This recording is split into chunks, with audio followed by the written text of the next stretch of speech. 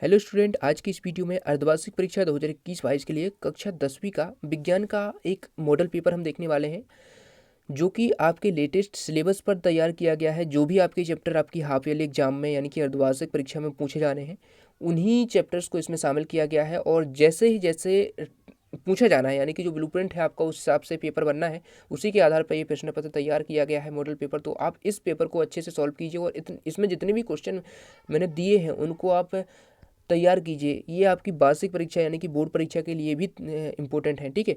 तो समय आपका 3 घंटे रहने वाला है पेपर का, और 3 घंटे में आपको करना है। और पूर्णांक जो है आपका 80 अंक रहने वाला है, ठीक है।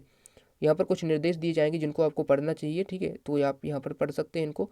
उसके बाद देखिए, यहाँ पर सही विकल्प है। पहला क्वेश्चन है आपका, जो सही विकल्प है यहाँ पर रिक्त स्थान है, सही जोड़ी है, ठीक है। सभी आपके पैटर्न पर आधारित हैं, जैसे कि जितने अंक के पूछे जाने हैं, ठीक है। आपका ब्लूप्रिंट रिलीज हुआ है, उसमें बताया गया है कि 7 अंक के पूछे जाएंगे, 5 अंक के क्वेश्चन पूछे जाएंगे। जैसे इसमें बताया था कि सही विकल्प जो है आपके 8 अंक के पूछे जाएंगे, रिक्त स्थान भी इसमें 8 के पूछे जाएंगे, सही जोड़ी 8 के, और एक शब्द वाक्य में उत्तर भी 8 के, सभी 8-8 के पूछे जाएंगे। तो मैंने उसी आधार पर इसको बनाया है, ठीक है।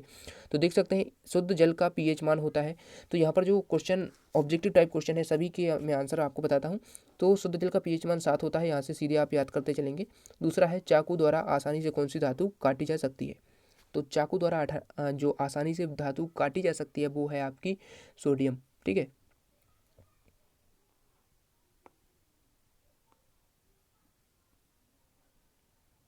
तीसरा क्वेश्चन है आपका, अत्यधिक क्रियाशील धातु कौन सी है। तो अत्यधिक क्रियाशील जो धातु है वो है आपकी सोडियम, ठीक है। तो इसमें आप सी वाले पर क्लिक करेंगे, ठीक है, इस पर। तो सी वाले पर आप टिक कर लेंगे, सोडियम आपकी सबसे क्रियाशील धातु है। अगला क्वेश्चन है, फोर्थ क्वेश्चन है, कीटभक्षी पौधा है। तो यूट्रिकुलेरिया आपका कीटभक्षी पौधा है, ठीक है। फोर्थ का ए वाला ऑप्शन राइट हो जाएगा। उसके बाद पांचवा क्वेश्चन पूछा गया है, पादप में जाइलम उत्तरदायी है। जाइलम जल के वहन के लिए उत्तरदायी होता है, और फिलोयम होता है भोजन के वहन के लिए। याद रखना, आपको दोनों ही क्वेश्चन आपके पूछ लिए जाते हैं। उसके बाद नर तथा मादा युग्मक के मिलन को क्या कहते हैं। तो निषेचन उसको बोलते हैं। बी वाला ऑप्शन राइट आंसर हो जाएगा। सातवां क्वेश्चन है आपका, मानव कोशिका में गुणसूत्र पाए जाते हैं। तो 23 जोड़े गुणसूत्र पाए जाते हैं, आप सबने पढ़ रखा होगा, ठीक है। तो इसका ए वाला राइट आंसर हो जाएगा। दूरदृष्टि दोष दूर करने के लिए किस लेंस का उपयोग किया जाता है, ये आपको बताना है। तो इसमें आ जाएगा आपका उत्तल लेंस, ठीक है। तो इसका डी वाला ऑप्शन राइट आंसर हो जाएगा। आगे बढ़ते हैं, आपका प्रश्न क्रमांक जो आगे के क्वेश्चन है वो देखते हैं हम। 8 आपके सही विकल्प हो गए, ठीक है। अब आगे देखते हैं रिक्त स्थान।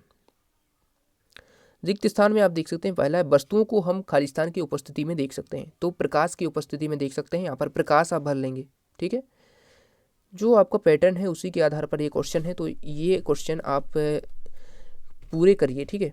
दूसरा है, स्वस्थ मनुष्य के नेत्र के लिए स्पष्ट दृष्टि की न्यूनतम दूरी कितनी होती है। तो ये आपने पढ़ रखी होगी, 25 सेंटीमीटर होती है, ठीक है। 25 सेंटीमीटर याद रखिए, आपने नहीं आपको आता है तो। एक अश्वशक्ति कितना होता है, 746 वाट होता है। इंपॉर्टेंट क्वेश्चन है, कई बार बोर्ड परीक्षा में पूछा गया है ये आपका, ठीक है, 746 वाट। उसके बाद कचरे का निपटान एक गंभीर पर्यावरणीय समस्या है। तो यहाँ पर पर्यावरणीय आप भर लेंगे, पर्यावरणीय। चूने का बुझना किस परिवर्तन का उदाहरण है। तो ये रासायनिक परिवर्तन है, यहाँ पर रासायनिक परिवर्तन आप भर लेंगे, ठीक है। द्रव अवस्था में पाई जाने वाली धातु कौन सी है। तो द्रव अवस्था में पाई जाने वाली धातु है पारा, ठीक है। मेढक में खाली स्थान निषेचन होता है, तो वाह निषेचन होता है मेढक में।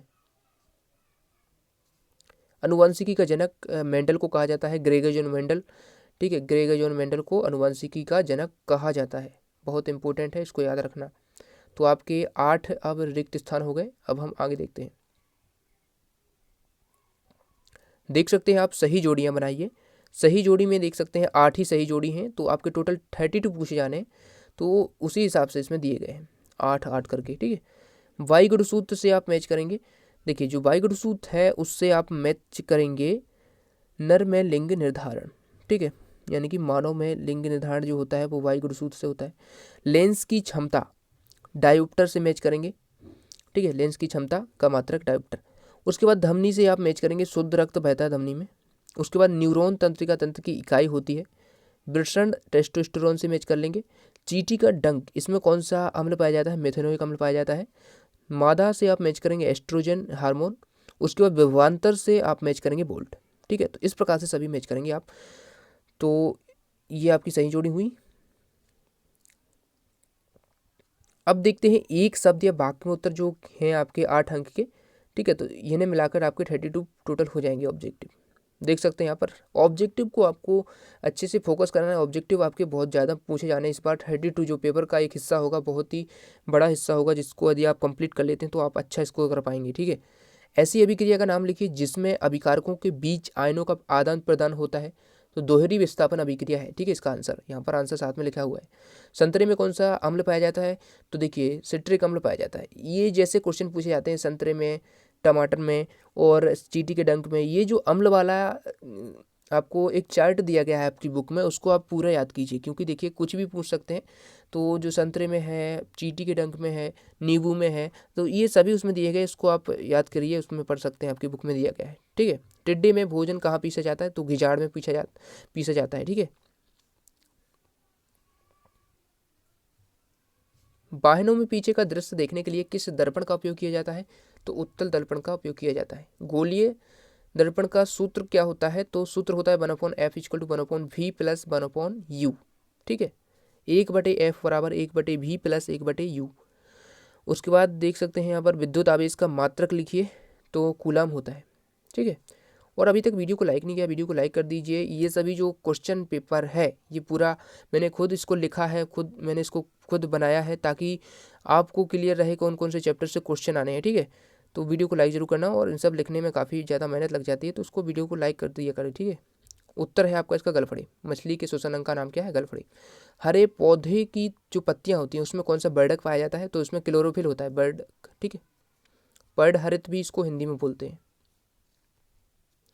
अब यहाँ से आपके क्वेश्चन शुरू हो रहे हैं। 2 अंकीय हैं, 3 अंकीय, 4 अंकीय, ठीक है। तो प्रश्न क्रमांक 5 है, पहला है विकृत गंधिता को परिभाषित कीजिए, अथवा है वायु में जलाने से पहले मैग्नीशियम रिबन को साफ क्यों किया जाता है?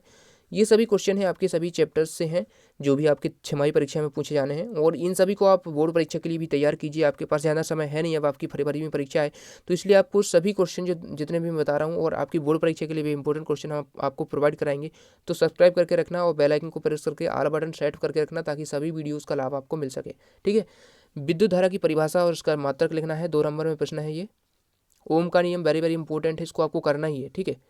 परावर्तन के नियम, सभी इंपॉर्टेंट क्वेश्चन है, सभी को आपको करना है। सभी यदि आप अथवा सहित कर लेते हैं तो मोस्टली क्वेश्चन इसी में से आएंगे, ठीक है।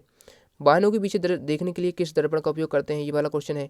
अनुवांशिकता को परिभाषित कीजिए, स्वपरागण को परिभाषित कीजिए, ठीक है। जितने भी क्वेश्चन हैं सभी इंपॉर्टेंट ही हैं, सबको आपको कंप्लीट करना है। प्रश्न क्रमांक 9 है, टाइटेनियम को रणनीतिक धातु क्यों कहा जाता है?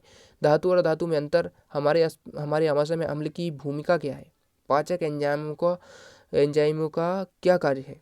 जनन क्यों आवश्यक है? समयुग्मकी और विषम युग्मकी में अंतर लिखना है, 2 अंतर। विद्युत शक्ति की परिभाषा लिखना है, उसका मात्रक भी याद करके रखना। विद्युत प्रतिरोध को परिभाषित कीजिए। प्रतिरोध का मात्रक क्या होता है? आपको पता ही होगा, प्रतिरोध का मात्रक ओम होता है, ठीक है।